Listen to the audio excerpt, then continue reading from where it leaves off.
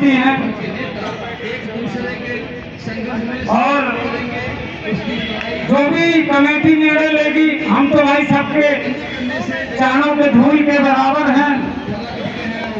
जो कमेटी निर्णय ले लेती है उसे हमें भी मानना पड़ता है और हम मानते भी हैं। आप लोगों का असीम प्यार रहा, आप लोगों ने सम्मान दिया, समय समय पे बोलने का अवसर प्रदान किया।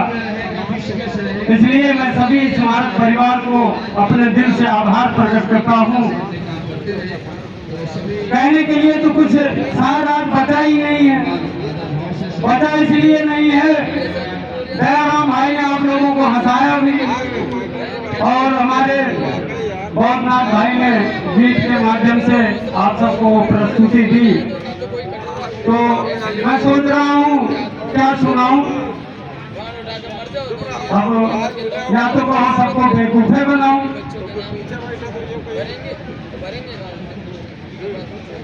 क्या सुनेंगे आप? आज आप लोग जो है इच्छा जाहिर करिए, वही सुनाओ।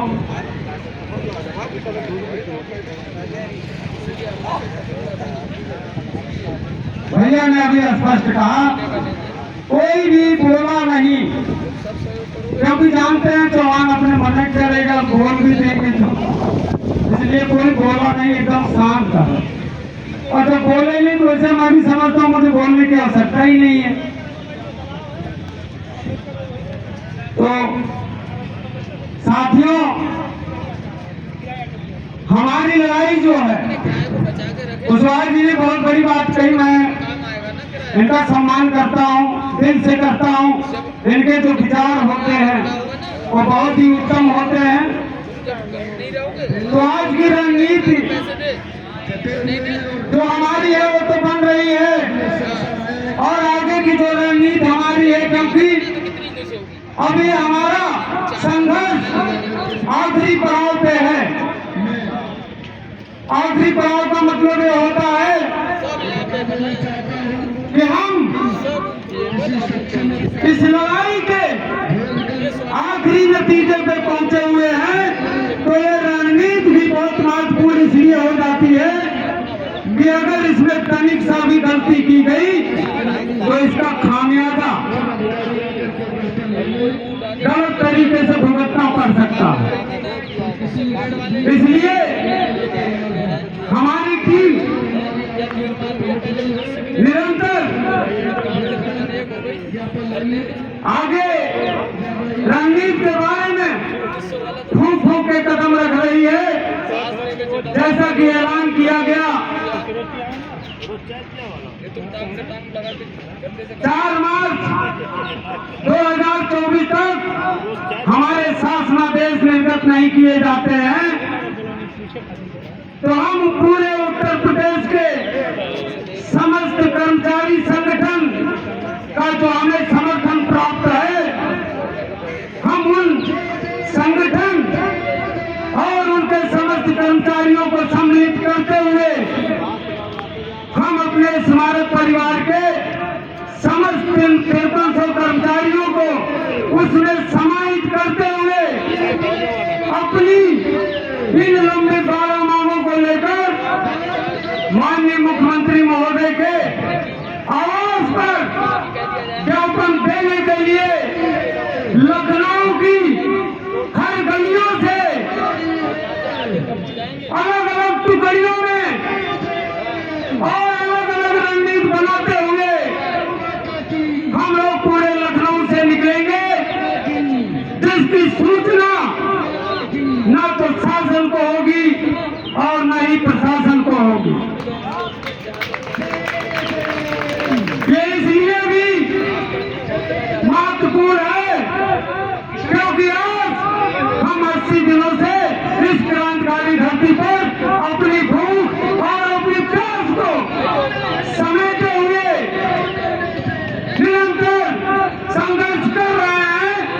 हमारी समस्याओं को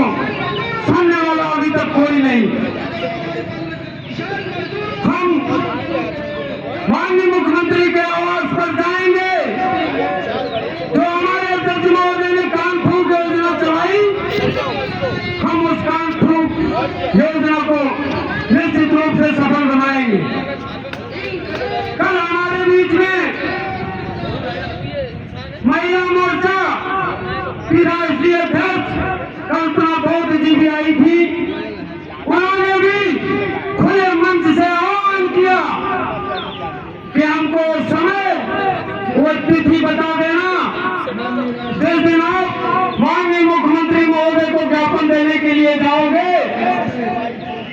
तो कल्पना बौद्ध महिला मोर्चा की राष्ट्रीय अध्यक्ष आपको समर्थन देते हुए ये वादा करती है कि पूरे उत्तर प्रदेश की महिला मोर्चा की जितनी भी महिलाएं हैं उनको लेकर मैं माननीय मुख्यमंत्री आवास के घेराव, माननीय मुख्यमंत्री आवास पर आपका जो ज्ञापन है, आपकी 12 सूत्री जो मांग है, उसको मनाने के लिए मैं आपके इस आंदोलन का हिस्सा बनूंगी। तो हम तो कल्पना बौद्ध जी को पूरे दिल से आभार प्रकट करते हैं कि उन्होंने ऐसी विषम परिस्थितियों में हमारे साथ मंच साझा करते हुए हमारी इस लड़ाई का हिस्सा बनने के लिए स्वीकार किया। अगर पूरे उत्तर प्रदेश के जितने भी संगठन हैं, अगर सारे संगठनों को मिला लिया जाए तो आपकी संख्या 20 लाख,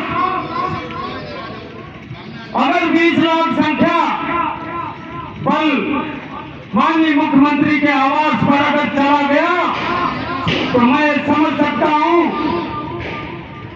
और ये प्रशासन भी समझ जाएगा कि 20 लाख संख्या से तो पूरा लखनऊ जाम हो जाएगा। इसीलिए ये रणनीति बनाई जा रही है और इसे निश्चित रूप से अमली जामा भी पहनाया जाएगा। इसके लिए चाहे हमें गिरफ्तारी देनी पड़े और चाहे हमारे ऊपर FIR हो और चाहे हमारी टीम को नजरबंद किया जाए, लेकिन हम ये कारवां रुकने नहीं देंगे, झुकने नहीं देंगे। क्योंकि हम 12 सालों से निरंतर अपने परिवार में 178 कर्मचारियों के दीपक बुझते हुए देखे हैं और मैं अपने परिवार में कोई भी दीपक बुझता हुआ नहीं देखूंगा। इसलिए ये मंच से एक संकल्प है कि हम माननीय मुख्यमंत्री महोदय के यहाँ जाएंगे। पुलिस प्रशासन महोदय, अगर आप रोक सकते हो तो रोक के दिखाओ, हम जाएंगे। इसीलिए ये रणनीति हमारी बनाई गई है और इसके लिए चाहे हमें बुरके में जाना पड़े, बुरका पहन के जाना पड़े, तो हम पुलिस प्रशासन की आंखों में धूल झोंक करवाने मुख्यमंत्री को अपनी पीड़ा बताने के लिए वहां निश्चित रूप से पहुंचेंगे। इसलिए सिर्फ इतना ही निवेदन है कि समय रहते हमारी इन मांगों का शासनादेश निर्गत कर दीजिए। अगर आप नहीं निर्गत कर सकते तो हम आपसे आदेश नहीं मांग रहे, आप हमें सिर्फ इतना लिखित कर दीजिए कि आपकी ये जो मांगे हैं ये हम 2 महीने में दे देंगे, 3 महीने में दे देंगे, 4 महीने में पूरी कर देंगे। तो जब हम समस्त कर्मचारी परिवार ऐसे आश्वासन, लिखित आश्वासन के लिए तैयार है, तब भी आपको देने में दिक्कत हो रही है। अगर आपको दिक्कत हो रही है तो इसका मतलब है 80 दिनों से हमारे साथ निश्चित रूप से छलावा ही किया गया है। क्योंकि जितनी बार भी हमारी वार्ताएं कराई गई का आपकी जो मांग है ये बिल्कुल 100% जायज है। तो जायज है तो जायज महोदय कर दीजिए। हम कोई मांग आपसे नाजायज भी तो नहीं मांग रहे, जायज है तो कर दीजिए। तो ये शासन प्रशासन की तरफ से बताया गया कि इसमें थोड़ा सा वक्त लगेगा। मैं तो कहता हूं वक्त लगेगा, वक्त ले लीजिए, हम लोग तो वक्त भी देने के लिए तैयार हैं। लेकिन वो जो आपका वक्त होगा वो लिखित होना चाहिए। जब तक हमें लिखित मिलेगा नहीं तब तक हम आपके छलावे में आएंगे नहीं। क्योंकि 12 वर्षों में हमने कई बार आंदोलन किए और आपने हर बार हमें सिर्फ आश्वासन नहीं दिया। 12 वर्षों में जब आप हमें हमारी मांगों का आदेश नहीं दे पाए तो महोदय मैं समझ सकता हूं कि आप देने के मूड में ही नहीं है। अगर नहीं है तो ऐसा क्यों? इसका है कोई जवाब? नहीं महोदय, आपके पास इसका उत्तर नहीं है, क्योंकि हमारी सेवा निभानी महामहिम राज्यपाल महोदय द्वारा बनाई गई और उस निभानी में एक व्यवस्था दी गई कि स्मारक कर्मचारियों को वही सुविधाएं दी जाएंगी जो समय समय पर राज्य कर्मचारियों को दी जा रही है।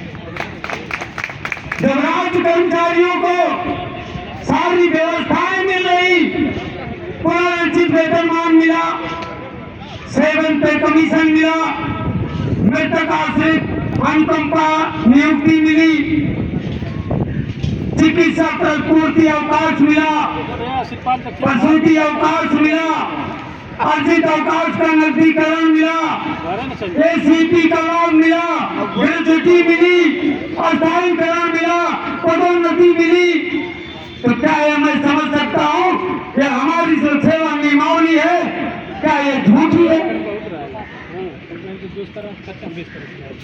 ये झूठी नहीं है, ये सच है। और हमारी सेवा नियमावली में ये स्पष्ट बड़े अक्षरों में अंकित किया गया कि इन कर्मचारियों को वही वेतन भत्ते दे होंगे जो शासन निर्धारित करेगा। शासन ने तो वर्तमान में सेवन पे कमीशन निर्धारित किया। मैं पूछना चाहता हूं तो ये स्मारक परिवार ऐसी व्यवस्थाओं से क्यों वंचित है? क्या ये व्यवस्थाएं हमें नहीं मिलनी चाहिए?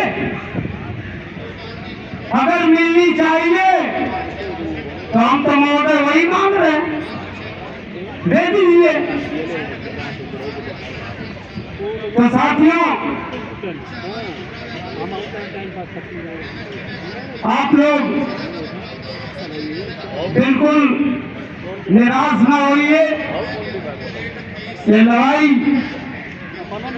आपकी जो आपने शुरू की है, जो आपने बलिदान दिया है, पूरी सर्दी बिताई इस क्रांतिकारी धरती पर बैठकर, वो आपकी लड़ाई और वो आपका बलिदान व्यर्थ नहीं जाने देंगे, व्यर्थ नहीं जाने देंगे। इसके लिए चाहे हमें पत्थर से भी टकराना पड़े तो हम पत्थर से भी टकराने के लिए तैयार हैं। और सबसे बड़ी शर्म की बात तो ये हो जाती है कि पूरे 80 दिनों में हमने अपने स्मारक परिवार से 7 कर्मचारी भाइयों को तड़पते हुए मौत के गाल में समाते हुए देखा है। तो इससे बड़ा बलिदान और क्या हो सकता है?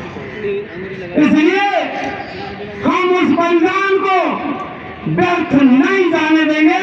इसके लिए चाहे हमें जो भी यातनाएं झेलनी पड़े और चाहे किसी तरीके से हमें कोई रणनीति बनाकर कहीं भी उतरना पड़े, तो हम उनके बलिदान को व्यर्थ नहीं जाने देंगे। आज जो हमारे अध्यक्ष महोदय ने 178 परिवार में जो दीपक जलाने का संकल्प लिया,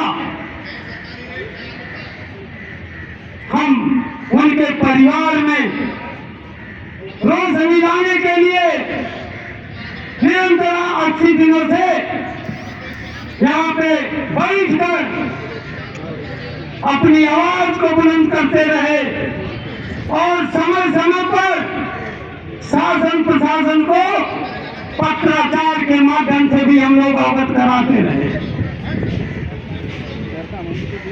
बड़े खेद का विषय है कि शासन में बैठे हुए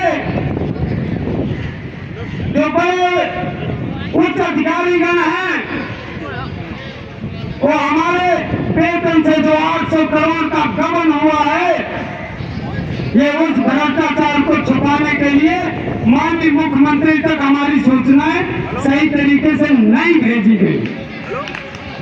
इसलिए कि कहीं माननीय मुख्यमंत्री महोदय को अगर ये ज्ञात हो गया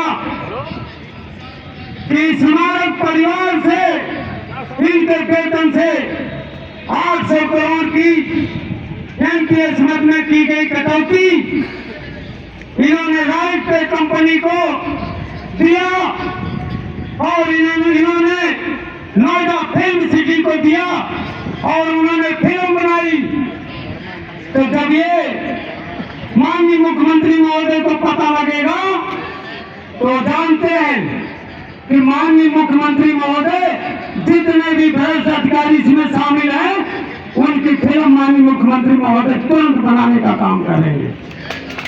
कहेंगे आओ मैं बनाऊंगा आपकी फिल्म। इसीलिए हम आज अगर 80 दिनों से यहाँ पे बैठे अपनी आवाज को बुलंद कर रहे हैं, तो ये जान लीजिए ये 80 दिनों में जो हमें परिणाम नहीं मिला, तो सिर्फ भ्रष्टाचार की देन है। और ये भ्रष्टाचार इनसे छुप भी नहीं पाएगा। हमारी जो टीम है, बड़ी संयोजक टीम है, जो हमारे बीच में गद्दार भाई थे, भगोड़े थे, वो तो भाग गए, लेकिन जो बचे हमारे साथी भाई हैं, वो मीन का पत्थर है, वो ऐसी लकीर है जो सदियों सदियों मिट नहीं सकती, कभी झुक नहीं सकती, वो ऐसी लकीर है। अगर आपको एहसास न हो तो मैं अपने क्रांतिकारी भाई रमेश चंद्र जी से आप बखूबी परिचित भी हैं। एक पैर न आने के बावजूद भी आज जो भाई हमारी इस लड़ाई का हिस्सा बना, आया, पूछा कि चौहान भैया, आदित्य भाई, आपकी रणनीति क्या है, आप रणनीति बना बताओ। मेरे एक पैर ही अभी गड़बड़ है, एक ही पैर टूटा है, लेकिन हमारे माँ बाप ने मुझे 2 पैर दिए हैं, मैं एक पैर से माननीय मुख्यमंत्री के यहाँ जाऊंगा।